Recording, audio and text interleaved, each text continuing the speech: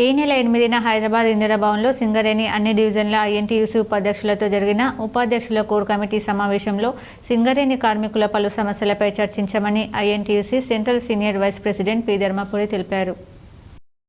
Godavarikhani press క్లబ్లో సోమవారం ఏర్పాటు చేసిన మీడియా సమావేశంలో ఐఎన్టీయూసీ ఆర్జీవన్ ఉపాధ్యక్షులు కచ్చకాయల సదానందంతో కలిసి మాట్లాడుతూ గుర్తింపు ఎన్నికల సమయంలో కార్మికులకు ఇచ్చిన హామీలను నెరవేర్చాలని కృషి చేస్తున్నామని తెలిపారు. ఇందులో ప్రధానంగా ఉన్న ఇంటింటి కళ సాకారం చేయడం కోసం ల్యాండ్ పరిశీలన చేసి ప్రభుత్వానికి నివేదిక ఇవ్వడం జరిగిందని తెలిపారు. ఈ విషయంగా సంబంధిత మంత్రి పొంగులేటి శ్రీనివాసరెడ్డి సిఎన్ఎండిని కూడా కలవడం జరిగిందని, ఇందులో కొన్ని విధానపరమైన చిక్కులు ఉన్నాయని, వాటిని కూడా అధిగమించి చారిత్రాత్మకమైన సొంత ఇంటి కళ నెరవేరుస్తామని వెల్లడించారు. సింగరేణిలో ఉన్న 1800 మంది మహిళా కార్మికులను అండర్ గ్రౌండ్లో దిగకుండా వారికి సూటబుల్ జాబ్ కోసం ప్రయత్నిస్తున్నామని తెలిపారు. మహిళా కార్మికులు 500 మంది ఉన్నత చదువులు చదివిన వారు ఉన్నారని, వారి కోసం ఐటీ శాఖ మంత్రి శ్రీధర్ బాబును కలిసి ఇక్కడ ఐటీ పరిశ్రమను ఏర్పాటు చేయాలని కోరడం జరిగిందన్నారు. సింగరేణిలో ఐటీ పరిశ్రమను సాధిస్తామని, అలాగే సింగరేణిలో మెటల్ మిల్స్ ఖనిజాలను ఉపయోగిస్తూ ఈ ప్రాంతంలో సిమెంట్ ఫ్యాక్టరీ ఏర్పాటు చేయాలని ప్రభుత్వాన్ని కోరడం జరిగిందని తెలిపారు. సింగరేణిలో పెండింగ్లో ఉన్న 3700 కేసులను పరిష్కరించే దిశగా లోక్ అదాలత్ మాదిరిగా ఏర్పాటు చేసి 3700 పెండింగ్ కేసులను పరిష్కరించాలని కోరడం జరిగిందన్నారు.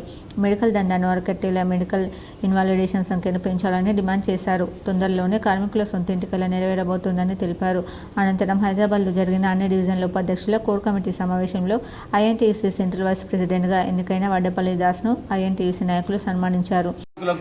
ఎన్నికల్లో ఇచ్చిన హామీలను నెరవేర్చాల దిశగా ఏదైతే అతి ముఖ్యమైన సొంతింటి కళ, అలవన్స్లపైన ఇన్కమ్ ట్యాక్సు మరియు పెండింగ్ కేసులు, ఒక ఐటీ సంస్థ ఏర్పాటు చేయాలని, దానికి చదువుకున్న కార్మిక సోదరులను, మహిళా సోదరులను, మేల్ సోదరులను, ఏదైతే ఐటీ చేసిన వాళ్ళు ఉన్నారో, మరి ఎంబీఏ, ఎంటెక్, బీటెక్ చేసిన వాళ్ళు, మరి అత్యంత ఉన్నతమైన చదువులు చదువుకునే వారికి అందరికీ ఒక ఐటీ పరిశ్రమను నెలకొల్పి వారి గౌరవం తగ్గకుండా వారితోని మరి మన సింగరేణి సంస్థ కూడా లాభాలు వచ్చే విధంగా ఐటీ సంస్థను నెలకొల్పాలని పెద్దలు శ్రీధర్ బాబు గారిని, మరి ఏదైతే సొంతింటి కళ నెరవేర్చాలని మన మంత్రివర్యులు రెవెన్యూ మంత్రి పొంగులేటి శ్రీనివాసరెడ్డి గారిని కలిసి చర్చించడం జరిగింది.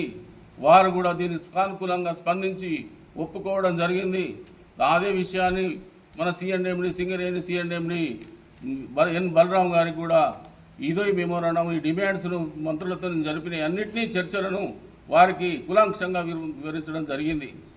మరి అంతేకాకుండా ఈ సూపర్ స్పెషాలిటీ హాస్పిటల్, మరి ఏదైతే ఐటీ ఈ సంస్థను మీరు సహకరించాలి, మరి సొంతింటి కళను కూడా మీరు తప్పకుండా చేయాలని, మెడికల్ అటెండెన్స్ రూల్స్ మార్చాలని, ఏదైతే విజిలెన్స్ కేసులు ఉన్నాయో 3700 కేసులను పరిష్కార దిశగా లోక్ అదాలత్లా పెట్టి ఆ కార్మిక సోదరులందరికీ న్యాయం చేయాలని, మరి అనేకమైన పలు అంశాలపైన మా పెద్దలు జనకప్రసాద్ గారి సారథ్యంలో మా కోర్ కమిటీ సభ్యులు, మా 11 ఏరియాల ఉపాధ్యక్షులు అందరం కలిసి మరి 2 రోజులు హైదరాబాద్లో ఉండి ఈ పెండింగ్ సమస్యలన్నీ పరిష్కార దిశగా మేమందరం కృషి చేసినామని. ఈ మీడియా సమావేశంలో ఐఎన్టీయూసీ నాయకులు కె రవీందర్ రెడ్డి, బేబీ శ్రీనివాస్, తాటికొండ రాజయ్య, నర్సయ్య, ఆంజనేయులు, గణపతి దామోదర్, అశోక్ కుమార్ గౌడ్, గడ్డం కృష్ణ, రవి తదితరులు పాల్గొన్నారు.